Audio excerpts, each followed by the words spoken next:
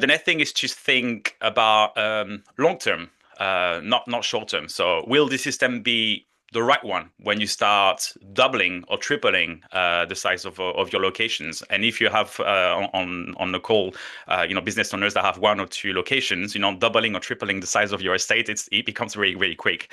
So understanding when you start having regions and areas, is that system right for your growth?